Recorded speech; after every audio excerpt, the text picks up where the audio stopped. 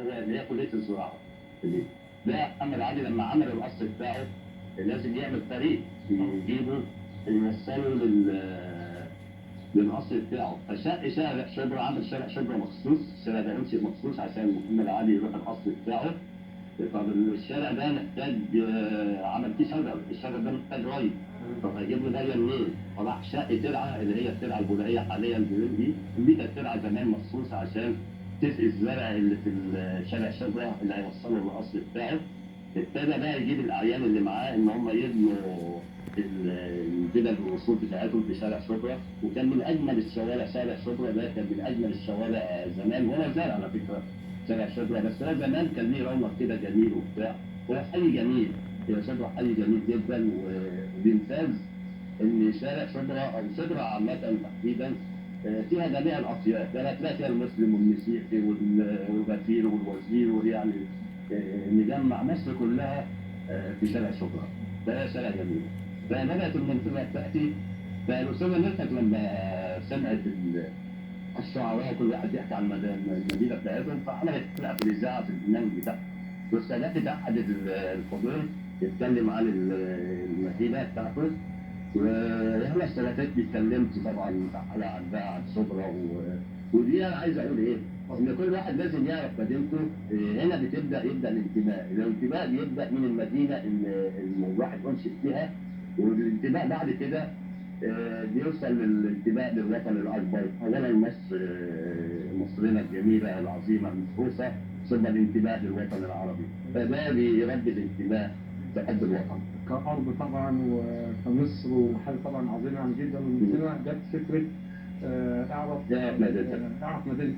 طب بمناسبة طيب اعرف مدينتك، الشاعر الكبير والفنان طبعا محمد المصري، هل في مثلا نسمع حاجة عن أرض عن مصرنا الكبيرة؟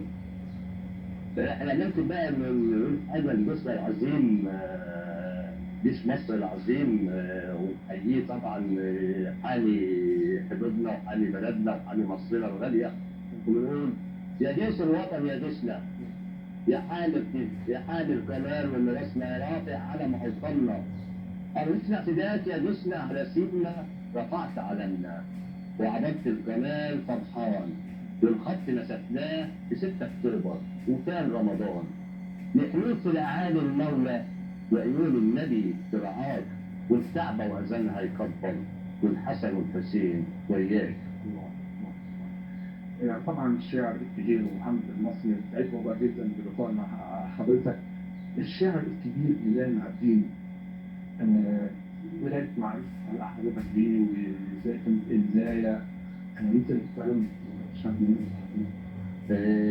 شاعر الأجيال الشاعر الكبير جلال عابدين رحمة الله عليه، يمكن المعرفة معاه كانت بالصدفة، كنت بحضر إحدى الندوات، كان بداية دخولي في الفيس سنة 2015، وكنت بحضر إحدى الندوات بالصدفة، وتقريبا دي كانت أول ندوة أحضرها عن طريق شفتها كده على الفيس دعوة، ولقيت اللي عاملين الندوة أصدقائي فحضرتها، فقابلت أحد الأصدقاء القدامى فاداني دعوه، قال لي ده احنا في الاوبرا منتدى فضفضه للشاعر جلال عابدين، ما كنتش اعرف انا شاعرنا الكبير جلال عابدين، فلبيت الدعوه، كنت اول مره ادخل الاوبرا على فكره في الوقت دوت، فقابلت الشاعر جلال عابدين، كانت الندوه متميزه وكان فيها شعراء كبار جدا، اسماء كبيره وبتاع، بس العدد كان قليل يعني، فانا استغربت طبعا، عرفت نفسي بالشاعر جلال عابدين وبتاع، ودي عرفت عن طريق الفيس وكده، فقلت له اقترحت عليه ازاي مكان زي ده في الحجره وفي شعراء كبار والعدد قليل كده، الحضور قليل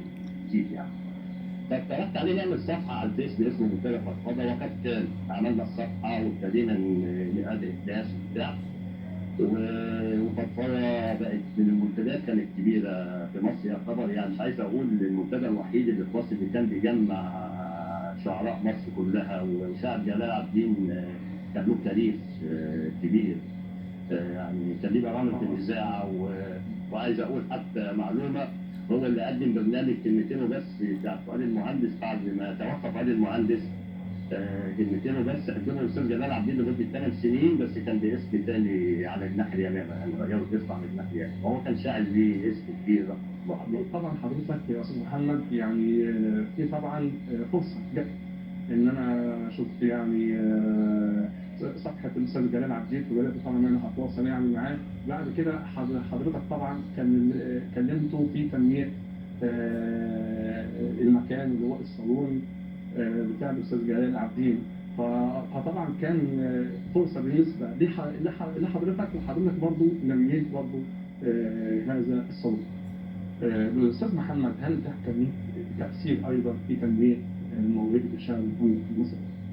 لا احنا مش عايزين نقول ان الموهبه اللي موجوده اصلا موجوده من الاول، لكن هي عرفتني بالمجتمع الثقافي والادب في مصر، وتعرفت على شعراء كتير وبقينا اصدقاء بعد كده، وكنت انا اللي ببعت لهم الدعوات يحضروا منتدى فضفضه.